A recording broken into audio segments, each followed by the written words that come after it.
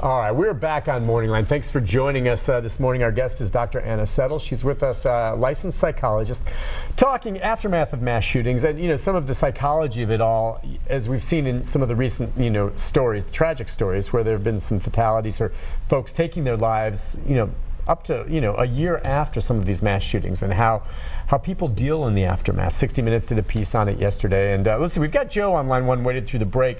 Joe, good morning. Hi, Joe. Good morning, Nick. Hey, what's on your mind? Well, just listening to your, talking to your guest there this morning. I think we're missing an important factor here. That being, what is the cause of these shootings and the crime and stuff that's going on with our young people, and trying to correct the problem afterwards is going to be a big task, because I think we're losing a connection with our young people. Talking to their parents and talking to the teachers, and then it's trying to see why they do things after the fact. Mm-hmm. We're losing what's the root cause of this all beginning. I mean, this is even getting up into the college people, where you're seeing these people buying their kids way into college. I think in college now, I heard the saying the other day, and it sounds pretty true.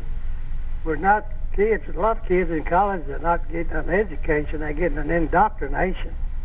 When they come out of college, they still, don't know what. I mean, they go through college and have a good time and spend 3 or 4 years for fun, but they still wind up, causing problems. Well, listen, he's maybe coming at it from the other side of this, and that's fair enough to ask. I mean, you spend time in prisons and you've talked to inmates, and maybe that kind of psychology of the folks, not so much that are the victims, but the folks perpetrating these horrible crimes. Right. And maybe you want to touch on that, but these kids that end up going into the schools and shooting it up, or the horrible Las Vegas shooting and what happened there. What drives people to do this and why? Yeah, he's talking about taking more of a preemptive approach and the prevention piece of it, which is important. And I think part of it is that we're so desensitized to it that we hear things or we see signs of it and we ignore it. I mean, with the Las Vegas shooting especially. Yeah. We miss so many things with that. Yeah, you mean, well, everything, how he got all those guns up there and everything else. Yeah, I guess. All right, yeah. And then, all right, but what about the teens? I mean, we hear about bullying and whatever it is that drives some of these kids. And I think, again, as you mentioned earlier, the media must play some type of role in this. Social media as well. The idea of them maybe becoming infamous for doing this and trying to kill as many as, I mean, I don't know how to get around that. I mean, if I thought that just not reporting it would stop all these shootings, I'd say, yeah, we've got to find a way to stop that. But I don't know if that'll stop it. Yeah, and taking any sort of threat seriously. No. Which I feel like now within the school systems, especially in the Nashville area, they're doing a great job with that. Oh yeah, dumb kid decides to just make an offhanded comment to someone that I'm going to show up tomorrow and do this or that. Right. And they report it. And it's off the cuff, and he may have absolutely no intention of actually doing it. Doesn't matter. Right. You got to lay it down on that. But I mean, bullying part of it, again, you talk about warning signs, watching for kids maybe that are in danger of hurting themselves. Same thing as warning signs with kids. Maybe can you come up with a prototype or a template for the type of kid that would be likely to shoot up a school? There is no prototype. See, so we've looked at the research and there is not, but there are certainly signs. Well, okay, so what are they? Just well, all right, I don't want to tell you. You go ahead. What are they? Yeah, so if you see any sort of shift in mood in an adolescent or a child. But isn't that normal? Adolescence sucks. It's tough. You're going through hormonal changes and all this. Everyone has shifts in moods. Right. So there's a difference between being, maybe a little bit sassier as an adolescent and really kind of going off the deep end and saying, I'm going to kill myself or I'm going to kill someone else. Because they'll verbalize it. They certainly will. Or they'll use other sort of violent language in talking about, sometimes they'll talk about movies that they've seen that they feel like they sensationalize those movies where there have been shootings, but they will talk about the violent act most often. Okay, now if they're verbalizing it, because I always say the ones that'll scare me the most are the ones that are intent on doing this and don't verbalize it, because then you can't do anything about it. So if they're verbalizing it, are they doing that in a way hoping for help? Because I'm thinking, if you're really dead set on taking your own life, why tell anyone? Just go do it, right? Meaning that no one would be able to stop you. Right. So if they're verbalizing it, then hopefully they're seeking help. Would that be it? Yeah, I mean, if somebody says that they're feeling suicidal, they're not necessarily seeking help, but they're. So by saying that, they're letting someone know, and obviously someone would want to help them. Right. Well, of course, but also I feel like they're in such distress that they don't have a filter. They're going to say, I see. I'm not feeling well. Things are not okay. But usually you have to ask. They're not going to go around and tell everyone, which I think is a huge problem because people often think that if you ask, you're going to plant the idea in someone's head. And we know from research that that is not true. You have to ask the question and you have to ask it directly. I mean, when you say directly, what do you mean? Okay, so let's say you observe someone who's quiet, and like I said, that's the one you have to worry about. Sometimes they're not saying it. You need to reach out, or they may act. So you specifically say, are you contemplating suicide, or you say, are you okay? What's going on here? Yeah, I think you can ease into that conversation so that they feel comfortable and safe in talking to you. But yes, the question has to be asked directly. Have you thought about suicide? Okay, and if they say, well, sure, I've thought of it, but I never really seriously considered doing it, but it's crossed my mind. Have you thought about how you might do that? So you want to know what method they've thought about, and if they say a specific method, you know, I've thought about killing myself with a gun, then the next question is, do you have access to that? Do you have guns in your house? Do your parents have guns? And then, of course, stay with the person. You don't ever want them to be alone, and then get them to someone who has, you know, professional experience in dealing with suicide. And that all makes sense, but what if they don't want to go? I mean, how do you get them? I mean, as a parent, maybe you can say, come on, let's go. But I mean, if it's a friend or if you're in college, I'm just wondering, what if they don't want to go? They say, no, I'm not going anywhere. I don't want to go with you. Right.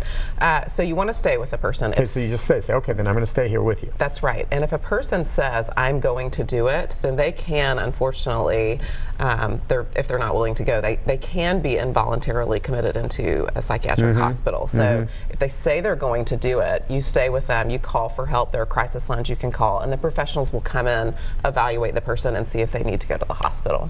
Are we seeing, do you think, to younger and younger people contemplating it, or I'm trying to think. We've had some high school students and some college students.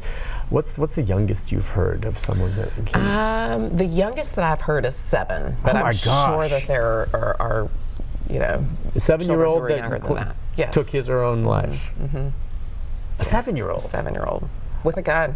Yep. And it wasn't an accident. This wasn't an accident. Think that had a gun in the home that was not locked up, and the child got the gun. How do you explain something like that? I mean, a 7-year-old. Yeah. So symptoms of depression can start very young. Okay. Especially if there's been some sort of childhood trauma. So if somebody's been sexually or physically assaulted, that certainly predisposes them to more intense symptoms of depression. Okay. And so some of it can be inherited. I mean, if you have a family member that had a history of depression or bipolar, that's something you would want to watch for maybe in your children. Okay. It doesn't mean they'll get it as well.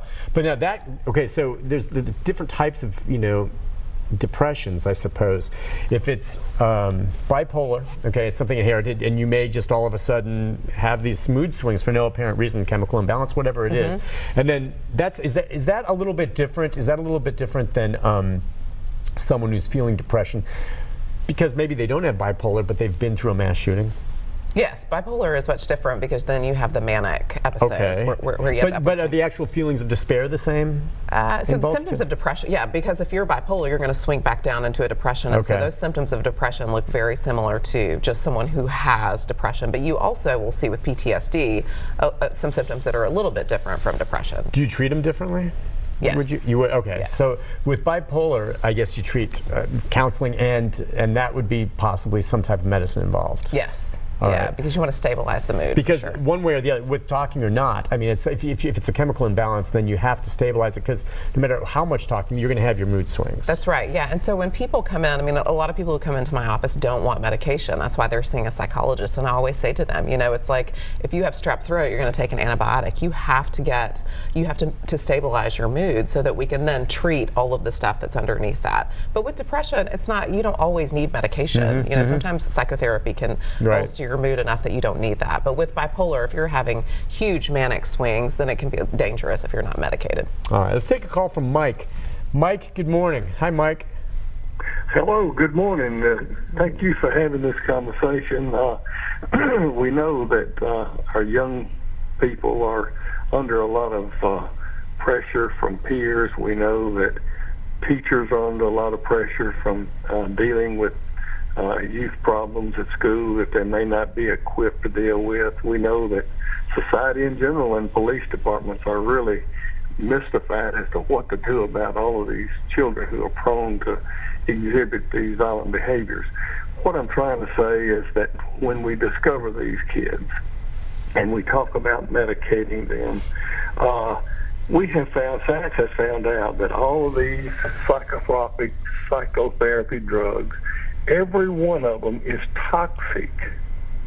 Every one of them has a toxic effect on the human brain. And when these young people are medicated with these drugs, it literally affects their brain and how it works. And many times when they are finally taken off of these drugs, they're more confused than when they started with the drug therapies. Well, we can't really get into the drugs, but that's not exactly right, Mike. But go ahead. You're not a psychiatrist who prescribes these, but he's wrong that these drugs are all toxic. These drugs help a lot of people, Mike, so that's where you're wrong. Whether some of them are toxic, I don't know. Are there side effects? Sure. But you're wrong when you say that they're all toxic and they're not helpful. That's just simply wrong. Go ahead.